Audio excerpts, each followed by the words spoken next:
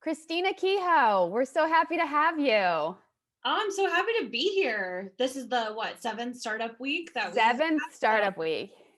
yep. I, I don't know about you, but every time I see a friend on Zoom, I just get this like feeling in my heart of hope and everything is going to be okay. So it's good to see your face. Good seeing your face. So tell me, what have you been up to lately? How are you? Give us the lowdown on Christina. Gosh. Well, let's see. I have a new job that I'm starting, and it'll be Ooh. uh when startup week starts will actually be my first day. So um Yay. as you can kind of see my State 48 shirt, shout out to State 48. Oh, wow. Yep. State Yeah, 48. That was completely wins. funny. Okay. Those And I guys are awesome for building the brand of this. yes. So, but I am joining the Coyotes, the Arizona Coyotes, as the hockey development marketing manager, and then I'll also be the director of business operations for the Arizona Cochinas under that brand. So, exciting. I've Wonderful. been a huge hockey fan my whole life, so this is kind of the dream job, and it's definitely like I'm not abandoning startups in any way, shape, or form. I know I have been a big part of the community, the SPHX community, and I will continue to be so. But the beautiful part is it's kind of it's a newer-ish department under the Coyotes, and it's going to continue to expand.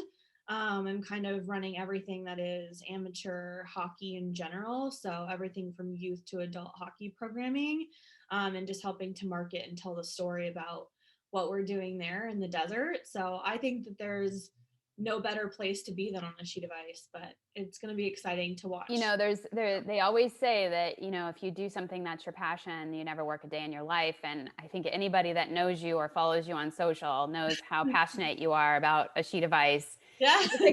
particularly children. So, wow, So congratulations. yeah. I'm so happy for you. That's awesome.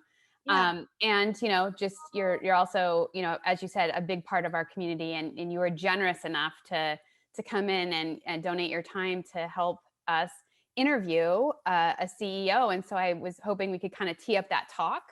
Yeah.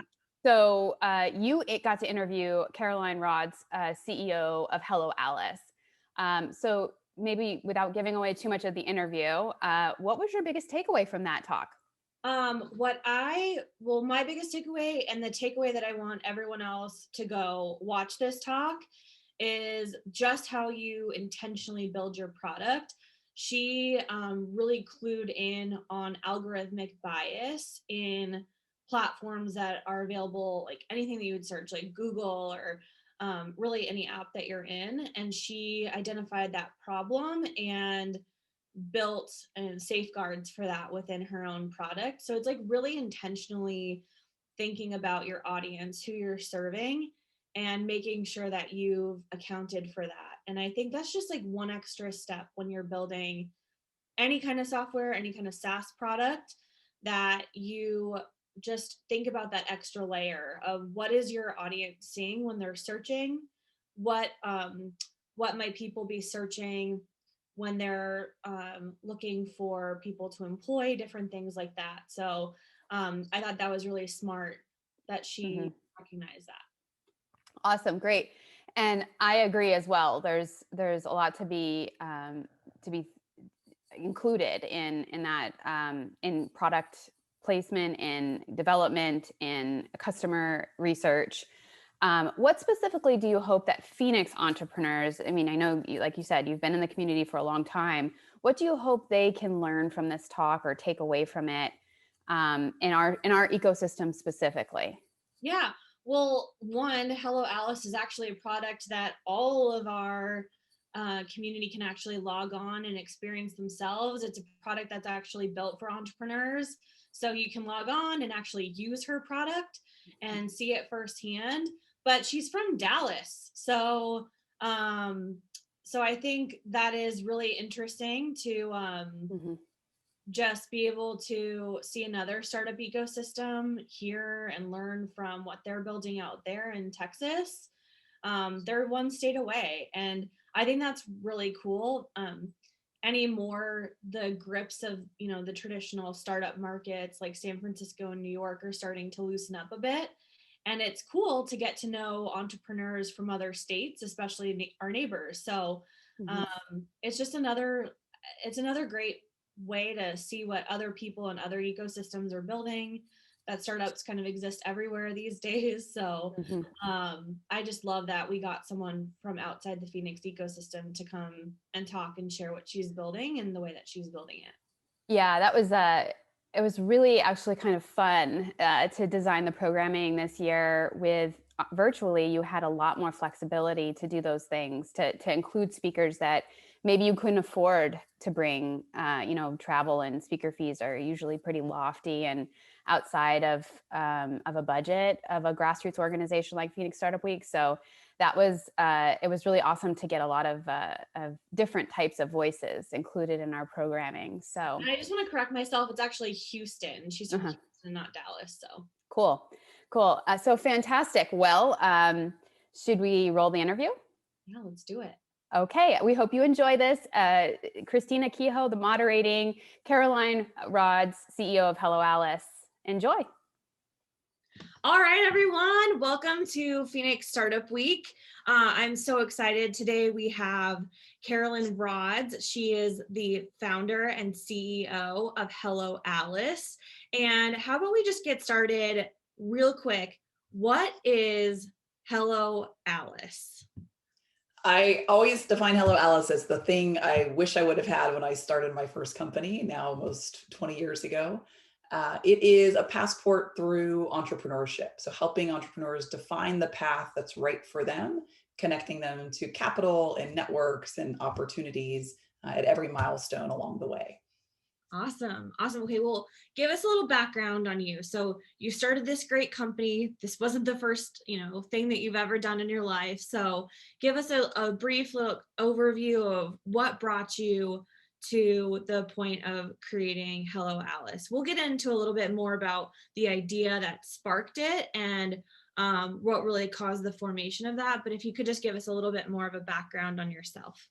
Yeah, like many entrepreneurs, it wasn't a straight path to this idea. Certainly, I think the magic of career paths is that you start to pull sort of and connect these dots from lots of different pieces of your life, and it sort of culminates in wherever you land. And for me, it was a combination of where I started in investment banking. I got to see incredible entrepreneurs that had built billion-dollar plus businesses and get to work with them on much later stages of their business. But many of those people who had built a company from the ground up, I got to see sort of the corporate infrastructure and the sales process and understand the financial side of it. Kind of like a crash course in entrepreneurship, right? It really was. I mean, I think about the idea, my father was an entrepreneur, my grandmother was an entrepreneur. And so I had been exposed to it certainly throughout my life in very small ways, but investment banking was the first time that I got to see it in very, very large, sort of what was on the other side of that. And so it got my mind thinking a lot bigger about what the opportunities are. And I realized these people aren't that much different from me. They had a good idea. They brought resources to the table. I started learning about, what was out there, but there was a big gap, I think, between the entrepreneurship that I knew that I'd grown up with and these companies. And I think what I was missing at that point still was what happens in between. And so I left investment banking, jumped into entrepreneurship, really with the idea that I was going to be on this path to high growth, and frankly, failed. I really flat out failed at my first venture. And that experience, I think, opened my eyes up to, there's a lot of pieces that have to fall into place, both in terms of the cash that you have access to, the network that you have access to, really understanding the industry and not just the business that you're in, but really understanding the dynamics of what it takes to start a business and the concept of entrepreneurship in the weeds. And so I closed that company after 2 years. I call it my unofficial MBA because I spent as much as a Harvard MBA. I learned as much in that experience. Oh, that's a great correlation. Yeah, it was, again, I look at it as 2 years. I'm like, I could have gone to business school or I could have done this. And I wouldn't trade it for the world. And it took me a while to get to that mentality because when I had wiped out my bank accounts and was frankly at the kind of rock bottom at that point, just emotionally, in hindsight, it was the most valuable experience in terms of getting me to where I am today. Gosh, So I started, oh, go ahead. I think that's a great correlation. I think we'll get into your whole philosophy around failure a little bit later, but I think that's probably a good way to soften the blow of realizing, you know, a lot of like students come out into the world with a lot of student debt. Well, businesses sometimes send you down that same path. So anyways, please proceed forward. I'd love to hear more of your history. Yeah, so I ended up getting a job for a little while just to pay my bills, pay off credit card debt, kind of get my feet back on the ground, and decided I wasn't going to let my story end there, and kept seeing other businesses that were, being very successful around me. And I really just questioned, like, I know I can make this work, and I know I can figure this out. And I guess it's my own sort of stubbornness and pride, I think, that forced me back into it. But I took a lot of time to study and learn. And I really looked at who was succeeding, what were the things that they were doing, why were they succeeding. I talked to them about the things that helped generate their success. I just went into this learning mode for about a year and a half, and then started a second business in the digital media space, which was, I would say, where I dipped my toe into technology a little bit with a very light touch, but at least got exposed to it in a way that I hadn't before. And through that experience, I grew that company for 7 years. I worked with a business partner who was really incredible and very complimentary to me, and ultimately sold the business. And at that point, was kind of in a mode of wanting to get back, and frankly wanting to take a step back a little bit. I had these two very different experiences. I was a little bit exhausted. I just had my first child, and it was ready to take a pause, but realized I'm not very good at pauses. And so I started mentoring and supporting other business owners. And all these doors started opening up to me because I'd sold this business and I'd had this traction. I was getting invited to these conferences and getting invited to go speak at events. And I learned about this whole network of opportunities and people that I kept, it sort of was nagging at me that, God, what if I had had this on day one of my first business? Like, this is what I needed access to. And now here I am on the other side, more worried about taking care of my baby at home. Like, I don't actually need it today, but I really needed it 10 years ago. Yeah. And so that was sort of the thing that sparked ultimately what became Hello Alice, was how can we open these doors up to people on day one, when it's relevant to them, when they need it, and when they're ready for it, versus having them really work to get access to these things at a time when it might be too late. Yeah. Fantastic. I love that story. What made the, having a business fail is sometimes really, traumatic. What made you want to get back into the game of startups? It was, again, I honestly think it was my ego, or maybe my naivete. I don't really know. Got to get this win. Yeah. I just couldn't I think it was a huge dent to my pride. I'd always been, frankly, very successful at the things that I'd put my mind to. I did well in school. I got a great job out of college. Like, anything that I'd said, this is what I want to do, for the most part, I had gotten it. And maybe I didn't get it in the exact way that I envisioned it, but I had achieved it. And this was the box that I wasn't able to check. And every time I would drop my clothes off at the dry cleaners, and I'd be like, here's a business that's up and running and functioning. Or, I would go to a store and purchase something. And I just kept seeing all these small business owners everywhere. I'm like, I know that I can do this. And I had to frankly prove it to myself, probably more than anyone else. And so I think that's what pulled me back in. And I'm anybody who knows me, I have more ideas than time. And so these ideas kept popping into my head. I kept thinking about things and seeing opportunities to do things better. And I knew there was a market need for it. I had to sort of piece it together in the right way. That's fantastic. You did this brilliant TED Talk on failure, and I encourage everyone who is attending the session today to go watch that to get a little bit of a bigger idea of your philosophy behind failure and failing in public. But if there's any advice that you have about, taking that failure and pivoting, what could you, and let's face it, most startups end in failure. What advice do you have for founders that find themselves in that position to overcome that? Or just like, what advice do you have to kind of mentally overcome that barrier? For me, I think when I stopped looking at it as an end point, like there was the end of a company or it was the end of a journey, and really it was a midpoint. It is part of the process. We all experience failure in some capacity, whether you pick a very safe route or whether you pick a very risky route. There's varying degrees of that failure, but we all experience it in some ways in our lives. And so when you start looking at it like it is a step of the journey, it's not a fun step and it might be a step backwards, but it's you're learning something, you're gaining something from it, and what are you going to take and do with it to push yourself forward? It's never the end point, right? You can be wiped out of all your resources, you can be exhausted, you can be broken down. It's not a fun place to be in by any stretch. But when you can sit there and be like, okay, what's next? Like, what do I do with where I am today, and how do I move forward from this? And really lean on the community around you. For me, I mean, I was embarrassed. I had these amazing friends that were still in investment banking, that had been promoted since I'd left, that were progressing in their careers and making good money. And here I was broke. And I kept thinking, God, I would like sort of kick myself. Like, God, if I just stayed there, if I just kept on that path, look where I would be.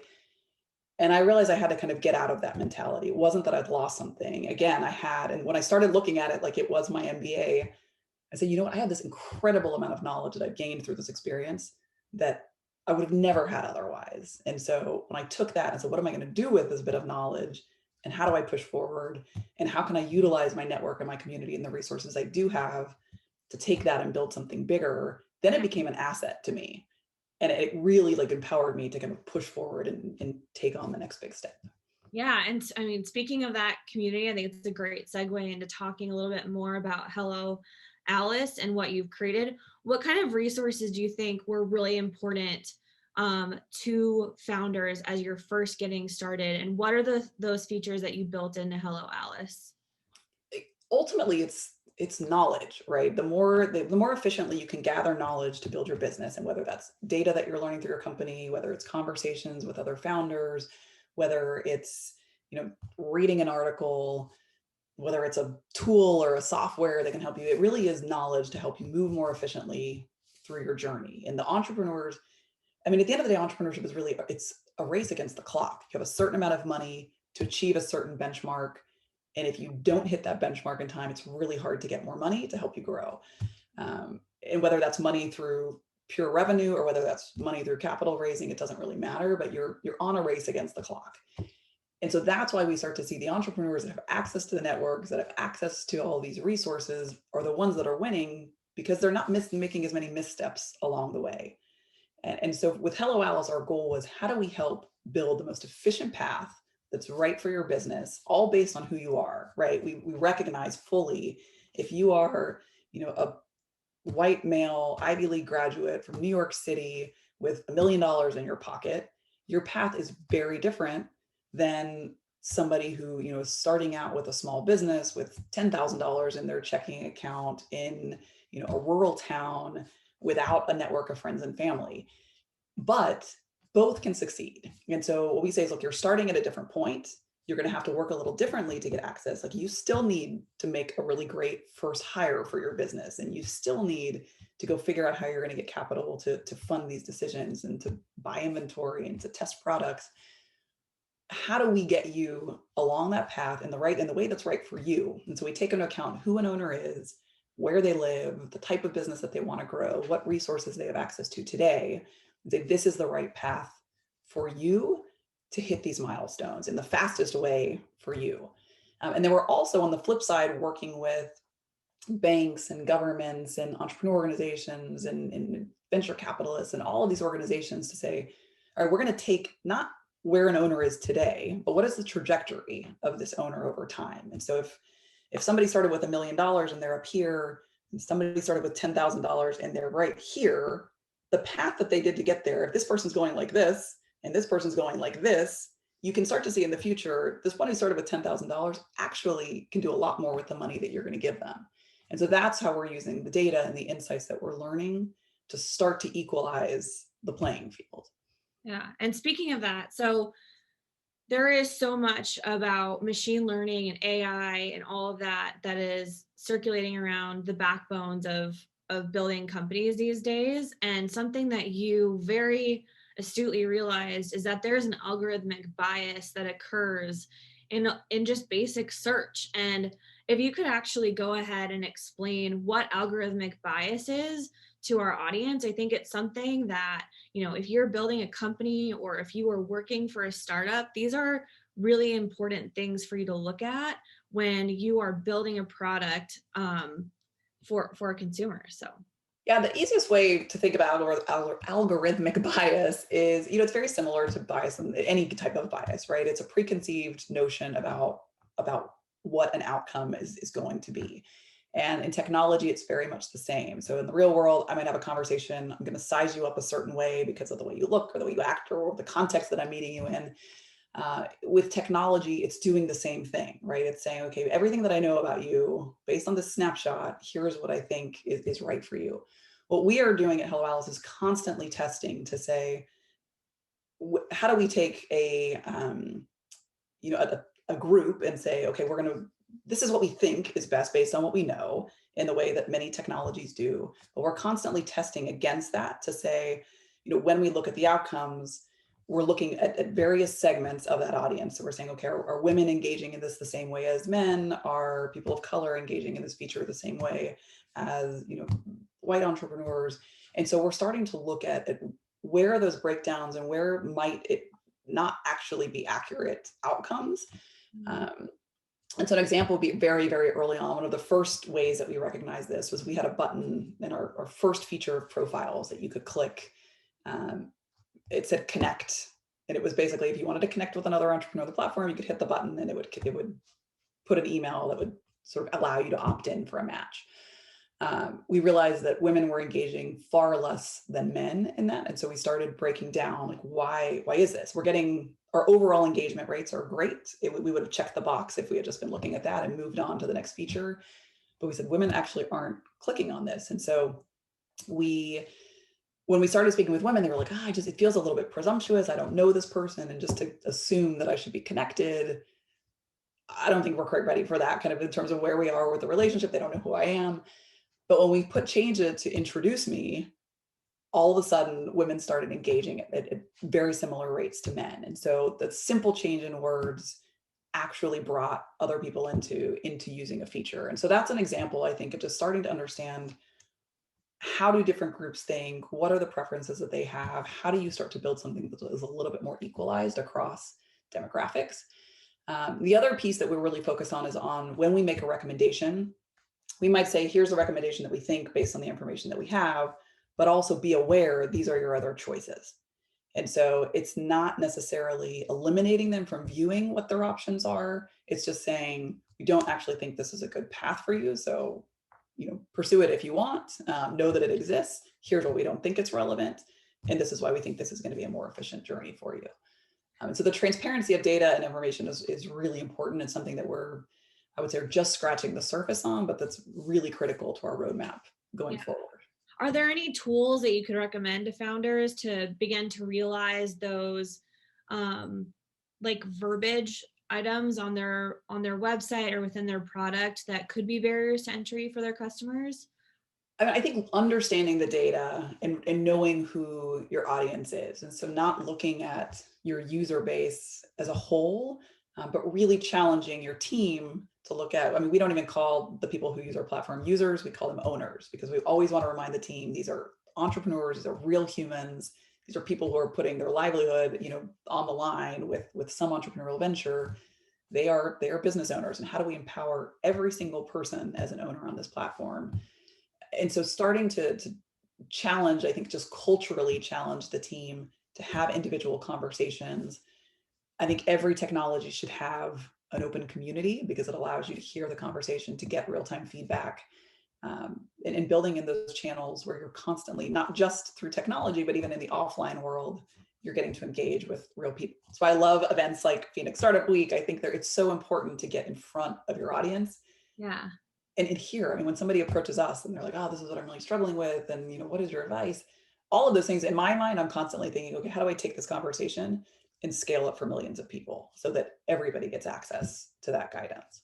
Awesome. How do you build your open community? Is that just general social media? Is there an actual platform? Is that within Hello Alice? We have a community within Hello Alice, and we have also broken that down into various groups. So we have industry groups, we have demographic affinity groups, we have all kinds of different groups within the platform that people can join. We use social media a lot, and the reality is, I think, I would say prior to 2020, in-person events were a huge piece of our strategy of just getting to know our customers. And we're getting back into that. We've done a lot through Zoom. I think it's a little bit different over Zoom. Yeah. But we'll be back fully, I think, as things are starting to open up again. We've already started a little bit, but getting back to the in-person experience. Oh, that's terrific. And is Hello Alice free for founders to use, or is there a membership, or what is that? How did you decide that too? It's free, and this was something we got so much pushback on in the early days. Nobody wanted to invest in us because we're like, you just can't monetize this. It doesn't make sense. And we got pushed to become a nonprofit. Everybody asked us, and we knew we could raise so much more money in the early days as a nonprofit, but it wasn't the long term. What we really saw as a long term was we knew we could build something much more powerful for everybody if we created it as a for-profit. So the one non-negotiable for us has always been, we will not charge the business owners for the basic Hello Alice experience. They'll always be able to go through their milestones. They'll always be able to understand resources that are at their disposal, and that should be free. Where we decided is that once we figured that piece out, then it made us creatively problem solve of, okay, we have to make money as a business. Yeah. We know if entrepreneurs are successful, they're going to make a whole lot more money. We know all the people selling products and services to them are going to make a whole lot of money if they're growing. We know governments are going to make more money because they're taxing at higher rates. So we have all of these pieces that we knew, everyone's going to benefit. Corporations are going to benefit because they've got really diverse supply chains and all of these needs of innovation and all these things that they need. And so we started to study each of those groups and say, okay, where can we take a piece of this pie, and who has money on the front end? Because the entrepreneurs don't. They don't have money. They don't want to spend money. That's the most limited resource that they have. And so let's look at every other audience and see where we can start to plug into the equation. And the result was, a business model that has been much stronger than we ever imagined. But I think having those parameters and limitations actually created a stronger business for us. Yeah, it made you think creatively to get to that line. That's awesome. What do you think? Have you raised money from investors? Like, tell us that story, because I think there's a lot of curiosity from people of just like how that process even gets started, and then how you navigate that initially. We have raised capital. We raised our very, very first bit of funding actually came from Dell Technologies, and they gave us essentially a grant or partnership to help build our MVP. And it was I think a learning process for them. They were incredible supporters and really helped us launch. So it was great to not have to give up equity on that first round, but get some money to invest and inject into our company. We followed that with a seed round where we brought in some incredible investors like Jackie Zahner and Signia Ventures and Gene Case. We raised about $1 million with that. Followed that with our Series A, which happened in September of 2019, where we really started to bring in much larger investors and ramp up quite a bit. We did just over $5 million with that round. And we are right now at the tail end of closing out our Series B, which is really exciting. So this is a big point of transition for our company, growing from 50 employees to 100. Watching our revenues. Last year, our revenues increased over 600%. We're expecting very similar to that for this year. So it's really been a turning point for our business. But again, I think we're in one of those models, like many tech companies, that it takes a long time and it takes a lot of capital to sort of hit that point of inflection. And when you do, it's a snowball effect. Like where our company's growing so much faster, but we could have never done it without that early capital. Or it would have taken us, I would say, another 5 to 10 years to get there, at which point the market would have shifted. And I don't know that we would be in as strong of a position as we are today. That's awesome. Like, what advice do you have for a founder who's maybe deciding, do I bootstrap this, or do I actually give up some of that equity and go the venture capital route? Yeah, I think making sure that you have proven as much as you can with the capital you have. I'm grateful, actually. Our seed round was so difficult to raise. We had intentions to raise much more money than we did. We didn't hit that goal, but it made us be really tight with the money that we had, and we had to do things in scrappier ways. And the reality is the business model we'd envisioned on day one is very different than the business model we have today. And we would have never done that if it hadn't been having to bootstrap and having to make some tough decisions. Our relationships with our corporate partners, who are now a key piece of our business model, started because we had to bring in more money. We're like, how do we actually generate revenue? And it doesn't matter. Let's go, co-host events, and let's go do these sponsored opportunities that were totally outside of our business. But it gave us insights, and it helped us build relationships that absolutely, pushed our company into another level.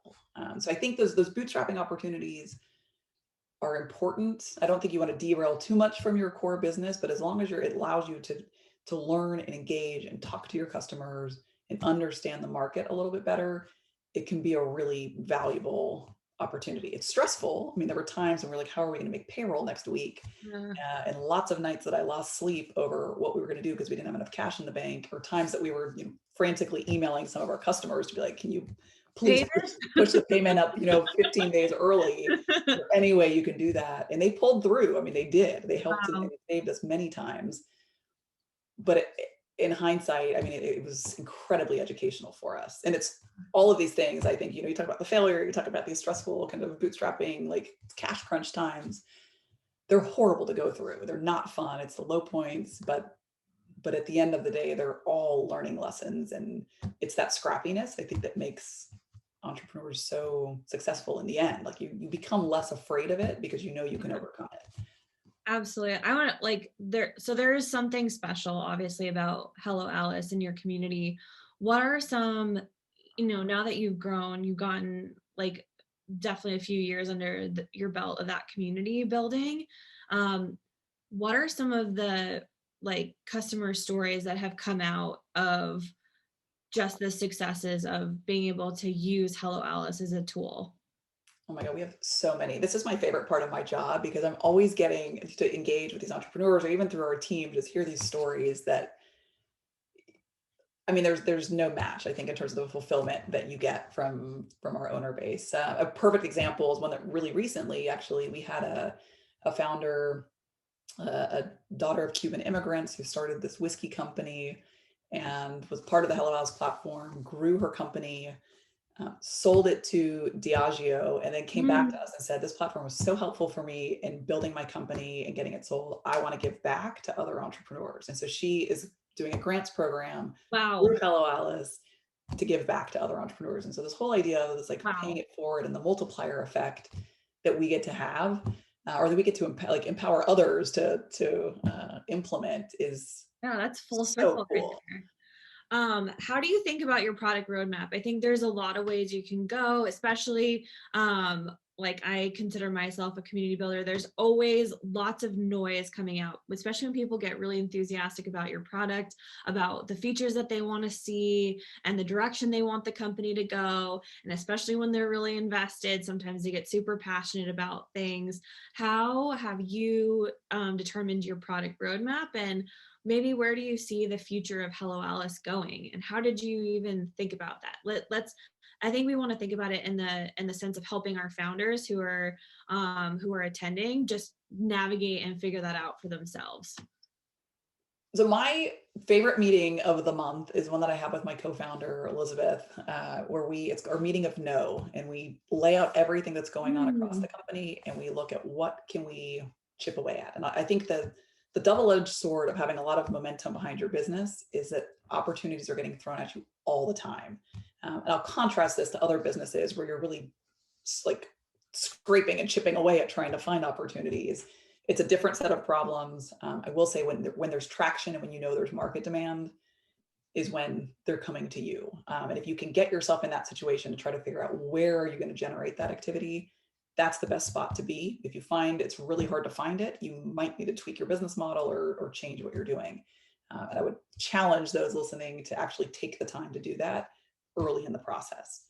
When you find that there's more momentum and more opportunities than time, it brings another set of problems, which is how do you whittle away at that and make sure you're focused, because not being focused can also destroy your business. Mm-hmm. And so Elizabeth and I have this meeting of no to go through what are our priorities, what is going to move the needle most towards our desired outcomes, and how do we let things go. And that means we've let go of, $10 million contract opportunities. We've let go of investment opportunities. We've let go of some really incredible exposure opportunities because we just don't have the time or capacity, and the cost was going to be too great.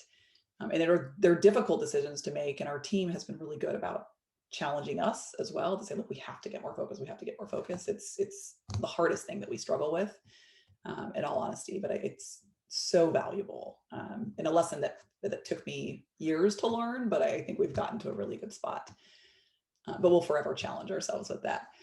In terms of the other piece on roadmap that I would say is not, you can't be everything to everyone, and you can't just react to the needs of your customers. And so there's a balance of what is the long-term vision for the company, and what is long-term, what are the things that are important to entrepreneurs, and short-term, how do you help chip away at that in a way that's meaningful to them. And I'll give an example. Access to capital, hands down, is always the number one need of the entrepreneurs that we support. But the reality is, look, everybody wants money in their pocket. And that's an easy thing to say. I want more money, I want more money, I want more money. The reality is, when you say, okay, are you willing to give up a quarter of your company for that money? Are you willing to give up 50% of your company for that money? Are you willing to take these risks? Or are you willing to get on this growth path for that money? It makes people pause a minute and they're like, not really. No, like organic growth actually sounds appealing. And how can you help me get there? So if we tell entrepreneurs, look, we can help you get $1 million in revenue that's going to be sustainable for your business, or we can help you get $1 million in a bank loan, what do you actually prefer? They want the revenue. And so it's starting to chip away. What are the things that they say they need, and what are the things they actually want? And how do you start to bring those together? And that's where we focus our roadmap, is what is the outcome you're trying to get to versus what are the features that you say you need? Awesome. You're in a completely different startup ecosystem than what we have here in Phoenix. And just in case anyone doesn't know, Carolyn's actually in Houston, Texas. And I think Austin has been a buzz startup community, but I'd love to hear what your thoughts are on the startup community in Houston. Houston's a really interesting startup ecosystem. I mean, we always said we're like a city of moonshots. We sent, people to the moon. We have, literally. we've tackled, major developments and innovations in healthcare. We have, one of the largest medical centers in the country. We are the center of oil and gas and energy, energy capital of the world. But they're big, very capital intensive industries. And so the startup ecosystem here, when people started coming with tech and innovation, there's a lot of skepticism from the investor community because they've seen things fail. They've put, hundreds of millions and billions of dollars of capital to work. And when there's a failure in healthcare or in energy, it's very different than when you're looking at, a $50,000 investment in tech. And so trying to get people around that mindset shift has been difficult, but we've made incredible progress through organizations like Houston Exponential and the ION, which is a center that's launching here in Houston around tech and innovation. So that's been exciting. We're also the most diverse city in the country. And this has been, I think everybody talks about diversity, but the reality is, even as a city, we've struggled with trying, how do we actually create something that's very different than Silicon Valley or New York, or from the start, because we're a pretty young entrepreneur ecosystem, how do we actually start to pull that diversity in from day one? And our community has been really committed to that. We work a lot with tech organizations here in the city, bridging the small business community and the tech community together. We have something called Tech Rodeo that's coming up next month, where the tech community reached out and said, look, how very Texas. I know, very Texas, right? But how do we bring the small business community into that? And because the reality is the diversity sits in micro businesses. It doesn't, I mean, if we're starting to talk about things like cybersecurity and, fintech, you're not going to find a ton of Black and brown founders. They're there, but it's not as prevalent today. But the only way we're going to truly start to diversify the pipeline at the later stage businesses is to start to bridge the very early stage companies. And so we've played a huge role in that, I think, here in Houston, and will continue to do so, but it wouldn't be possible without a real commitment from the core of our own tech community here. Awesome. Well, we're almost out of time here, but I want to ask you one more question just to wrap everything up. What advice do you have for someone who might be in the audience today who wants to start their own company? What would be, do I start the company or do I sit back at the cushy job and try to accelerate growth there? Well, I have a couple pieces of advice for that. One would be, focus on what is your risk tolerance, because statistically speaking, there's a high likelihood that you're going to fail, and you have to be comfortable with the idea of that. You don't want to be too comfortable because you got to push yourself and you've got to try to figure a way out. But recognize that is fully possible. What my father always used to tell me was, failure is possible in any career path. You can get fired any day. The difference is when you have your own company, you can see the writing on the wall a lot faster, and so you can prepare for it. It's not like walking in and a boss tells you you've lost your job tomorrow. So I think the risk is there in both paths, but certainly I think in entrepreneurship, you can fall a little bit harder. The other, I think, piece of advice that I would say, assuming that you have the risk tolerance for it, is make sure there is a strong market for it before you do anything. Before you quit your job, before you jump into the business, know your market and know the market demand, and know that market demand can sustain your business. I always hear entrepreneurs like, I have this amazing idea and I could do this. And I'm like, how many people actually do you think are going to do that? Like, if you've got this great restaurant idea and you put it up, do enough people want that? Because look at all their options. They've got these 1,000 other options out there. Is there something really unique and special about yours that's going to pull them away from those? And so not just looking at, is there a need and do people think it's cool, but are they willing to walk away from the other alternatives to take yours on? And until you have total confidence in that, and that means testing it in very small ways. We started Hello Alice with an online accelerator. It was, our first cohort was 60 women. We didn't charge them anything. We made no money, but it proved to us, the demand from that and their experience proved to us there's something bigger here, and let's double down on it. So test in small ways, test while you have the comfort of a daytime job or a salary or whatever else you have going on, before you jump in fully. Yeah. Awesome. Thank you so much for joining us for Phoenix Startup Week, all the way from Houston. Awesome. Well, thank you all. And it's awesome to see, like I said, I love these startup weeks. I think they're so important to just pull the community together and share interesting ideas. And that's, at the end of the day, I think community is the greatest resource that we all have access to get these businesses up and going. Awesome. Terrific. Thank you so much again.